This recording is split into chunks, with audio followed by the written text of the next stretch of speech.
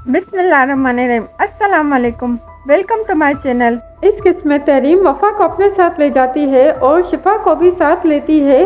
तो वफ़ा पूछती है कि हम कहाँ जा रहे हैं। तो तहरीम कहती है कि हमें तुमसे बात करनी है। तहजीब का पापा तहजीब से वफ़ा के लिए पूछता है तो तहजीब कहती है कि तहरीम वफ़ा को आपके पास ले आई है, पर तहरीम का पापा कहता है कि वो यहाँ पर नहीं है और तहजीब हैरान हो जाती है। तहरीम और शिफा वफ़ा पर जोर डालते हैं कि सालिस अपनी माँ की वजह से तुम्हें तलाक नहीं दे रहा, पर तुम उससे खुला लेके शिफा और सालिस की ज़िंदगी से निकल जाओ।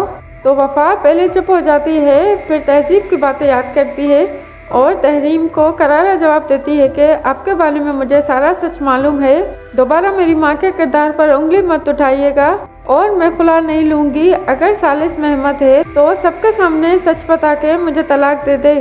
वफ़ा अगर वापस आती है तो तहजीब वफ़ा से पूछती है कि तहरीम ने क्या कहा। तो वफ़ा सब बताती है कि सालिस ने उन्हें मुझे समझाने के लिए भेजा था और मैंने भी उन्हें चैलेंज कर दिया है, अगर सालिस में हिम्मत है तो मुझे तलाक दे दे, पर मैं अकेली हूँ और अब मैं क्या करूँगी। तो तहजीब कहती है कि मैं तुम्हारे साथ हूँ और मैं खुद इस मामले को अब देख लूँगी।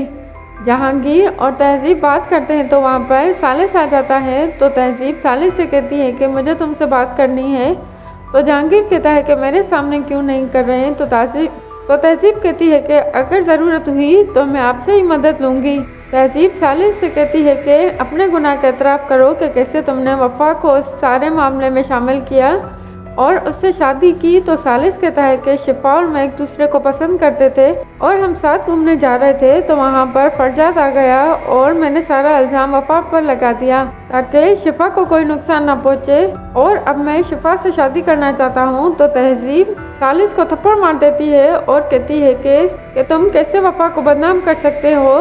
तहरीम तुम्हारी मदद नहीं बल्कि वफ़ा से बदला लेना चाहती है। अगर तुमने वफ़ा के साथ और कुछ गलत किया तो मैं तुम्हारा सच सबके सामने ले आऊँगी और सालिस को अपने कमरे से निकाल देती है। तहरीम फरजाद को कहती है कि तुम वफ़ा को याद करके उदास हो, तुम्हारी मोहब्बत अधूरी रह गई। तो फरजाद कहता है कि किस्मत में यही लिखा था और मैं क्या कर सकता हूँ। तो तहरीम फरजाद से कहती है वफ़ा का घर खराब करो और जब वो खुला लेके तुम्हारे पास आए तो तुम भी उसे धक्के देकर निकाल दो।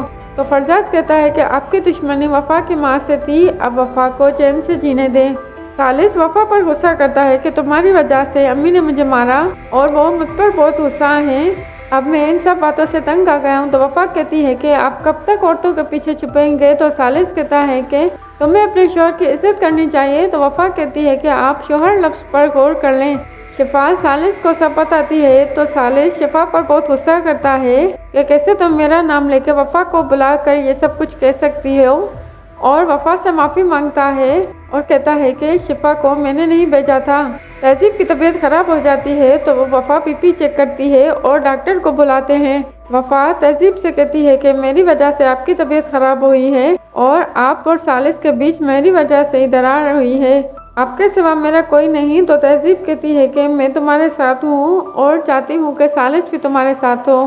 सालिस घर आता है तो जहांगीर सालिस को कहता है कि अपनी माँ को परेशान मत करो।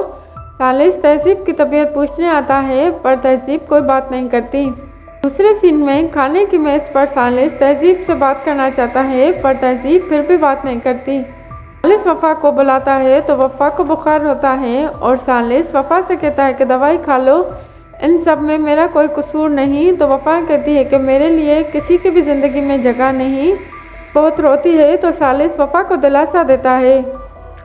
बस अगर आपको मेरी वीडियो अच्छी लगी तो चैनल को सब्सक्राइब करें और वीडियो को लाइक करें।